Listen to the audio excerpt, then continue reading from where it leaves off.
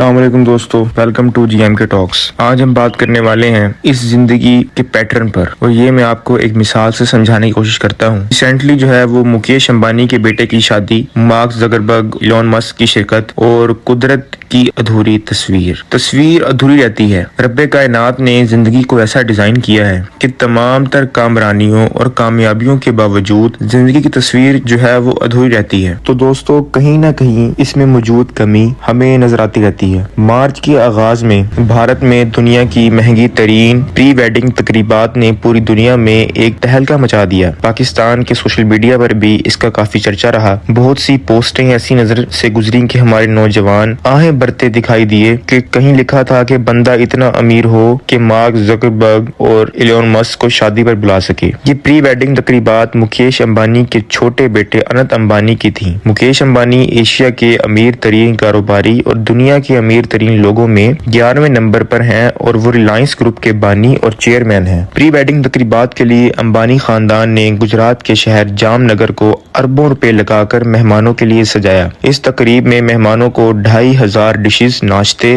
ظہرانے، شام کی چائے، عشائیے اور مڈ نائٹ ڈنر کے طور پر پیش کی گئیں۔ بھارت کے درجنوں اعلیٰ درجے کے باورچی اور شیف جام نگر میں مہمانوں کے لیے کھانا بنانے کے لیے بلائے گئے۔ 3 دنوں میں ایک ڈش کو دوسری دفعہ دہرایا نہیں گیا۔ تقریب میں تقریباً 50,000 لوگوں کے کھانے کا بندوبست کیا گیا۔ فلم انڈسٹری کے تمام سپر اسٹار تقریب میں ناچتے دکھائی دیے۔ فیس بک کے بانی مارک زکربرگ اور ٹویٹر خرید کر ایکس کی بنیاد رکھنے ایلون مسک اپنی بیویوں کے ساتھ شریک ہوئے۔ ٹرمپ کی بیٹی ایوانکا ٹرمپ نے بھی خصوصی مہمان کی حیثیت سے شرکت کی۔ مہمانوں کو لانے اور لے جانے کے لیے چارٹرڈ طیارے، مرسڈیز کاریں اور لگژری گاڑیاں استعمال کی گئی۔ 2018 میں بھی مکیش امبانی نے اپنی بیٹی ایشا کی شادی پر اربوں ڈالرز خرچ کر کے پوری دنیا میں مہنگی شادی کا ایک ریکارڈ قائم کیا تھا۔ اس شادی میں مہمانوں کو دعوت ناموں کے ساتھ سونے کی مالائیں بھی پیش کی گئی تھیں، اور تمام مہمانوں کو شرکت کے لیے ان کو بھاری معاوضے دیے گئے۔ کہ خیال یہی ہے کہ اس تقریب میں بھی خاص مہمانوں کی شرکت کے لیے ریلائنس گروپ کی طرف سے ادائیگی کی گئی۔ اس شادی میں نامور شخصیات کی موجودگی کے باوجود بھی اس تقریب کا جو مرکز نگاہ دولہا انت امبانی اور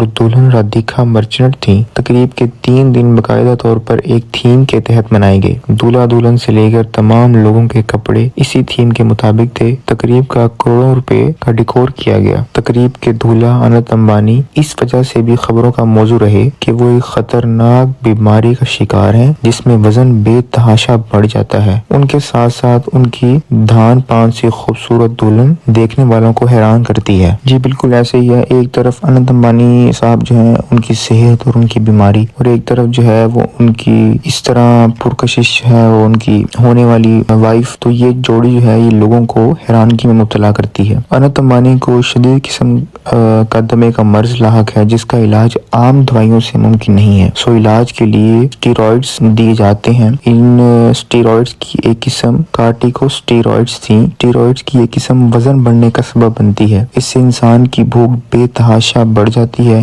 اتنی کہ وہ ہاتھی کی طرح کئی افراد کا کھانا اپنے پیٹ میں انڈیلنے لگتا ہے۔ ایک طرف بھوک بڑھتی ہے تو دوسری طرف مریض کا میٹابولزم کچھوے کی طرح سست رفتار ہو جاتا ہے۔ میٹابولزم انسانی جسم کا وہ نظام ہے جس سے خوراک ہضم ہوتی ہے اور وہ توانائی جسم کا حصہ بنتی ہے۔ کارٹیکوسٹیرائڈ جسم کے نظامی انہضام کو درہم بھرم کر دیتے ہیں، جسم کے اندر چربی جمع ہونے لگتی ہے اور جسم کئی طرح کی دوسری بیماریوں کی جگہ بن جاتا ہے۔ مسلز پروٹین نہیں بناتے جس کے نتیجے میں جسم بے تحاشا موٹا ہونے لگتا ہے۔ اسے قدرت کی ستم ظریفی کہیں کہ کھربوں ڈالر کے اثاثوں کے مالک مکیش امبانی کا لاڈلا اور چھوٹا بیٹا ایک ایسی بیماری کا شکار ہے جس کے علاج کے لیے اسٹیرائڈز کی تباہی کے سوا اور کوئی راستہ نہیں تھا۔ انت امبانی اپنی زندگی کے اوائلی برسوں سے بھی اس بیماری کا شکار ہیں۔ اس کا اربوں کھربوں پتی باپ اپنے بیٹے کے بہلاوے کے لیے اپنی دولت پانی کی طرح بہاتا ہے۔ اس کے بیٹے کو ہاتھی ہاتھیوں سے لگاؤ ہوا تو مکیش امبانی نے ایکڑوں پر پھیلا ہوا ہاتھیوں کا ایک سفاری پارک بنا دیا۔